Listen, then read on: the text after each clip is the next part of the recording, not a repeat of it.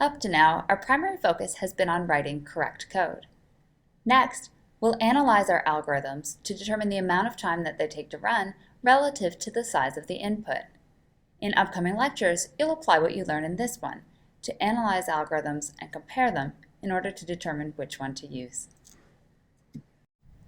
To analyze our algorithms, we're not going to measure them by timing them. Instead, we're going to read the code and look at the number of steps that they'll take for a particular input size. For example, in this lecture, we're going to write several functions that print integers, and we're going to focus on how many times the print function is called in each of our functions. The first function that we'll analyze is printins. This function prints the integers from 1 up to n inclusive. Let's call this function. We'll run the module and call printins with an argument of 10. In this case, the print function is called 10 times. That is, the for loop iterates 10 times. What if this function were called with the argument 20? In that case, the for loop would iterate 20 times, and the print function would be called 20 times. And what about 40? There would be 40 iterations of the loop. Let's plot this so that we have a visual representation of the runtime. On one axis, we'll have n, the input to the function, and on the other axis, we'll have the number of steps that the function will execute for a given n. For this problem, the steps that we're measuring are the print function calls. Notice that the number of steps is proportional to the size of n. Next, let's consider another function. PrintOddInts prints the odd integers from 1 to n inclusive. We'll call this function with the argument 10 as well.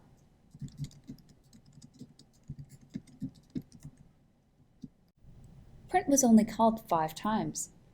If the argument were 20, it would be called 10 times. And if the argument were 40, it would be called 20 times. For the first function, the number of print function calls was equal to n. For this one, it's roughly half of n, depending on whether n is odd or even. We'll plot this as well.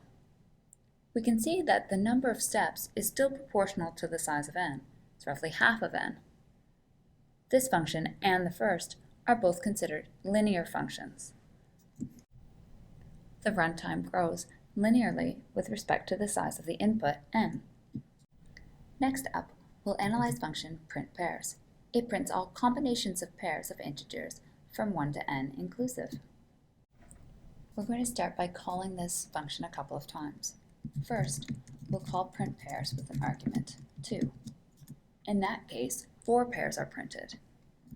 We'll call it again with the argument 3. In this case, we've got 9 pairs being printed.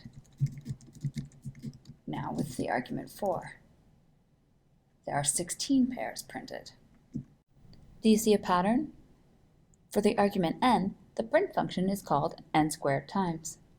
When analyzing algorithms, we don't always have the luxury of running code. Sometimes we do analysis before writing code to determine whether it's even worth writing. We'll analyze this function by reading the code, and the same could be done with pseudocode. The print function call is inside the inner loop of a nested loop.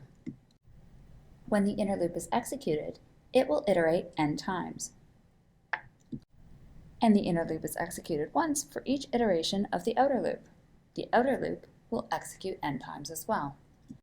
So with n iterations of the outer loop times n iterations of the inner loop, print is called n squared times.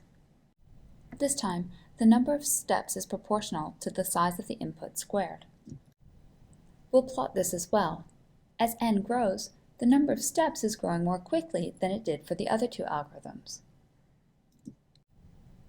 If we had two algorithms that solved the same problem, and one had linear runtime while the other had quadratic runtime, we'd want to use the one with linear runtime if we were trying to pick the most efficient algorithm. Let's consider one more function. This function, print double step, also prints the integers from 1 to n inclusive.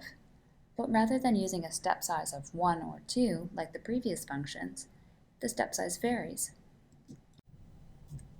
The step size is the difference between a pair of numbers in the sequence. The initial step size would be 1. The next step would be 2, then 4, 8, 16, 32, and so on.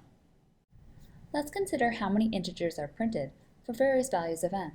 Let's start with n equal to 4. In that case, 3 integers would be printed, the integers 1, 2, and 4. How about when n refers to 5? In that case, there would still only be 3 integers printed, the ints 1, 2, and 4. The same goes for when n refers to 6 and 7. It's not until n refers to 8 that we then have a 4th integer being printed. When n refers to the values 8 through 15, there are still only 4 ints printed. It's only when n refers to 16 that there would be a 5th int printed. And then when n refers to 32, twice that, 6 would be printed. When it's twice that, 64, 7 would be printed. Every time n is doubled, an additional integer is printed. For the previous function, we said the number of steps is equal to n squared. For this function, the number of steps is proportional to log base 2 of n. This algorithm is logarithmic. As the size of n grows, the number of steps grows more slowly than it did for the linear and quadratic algorithms.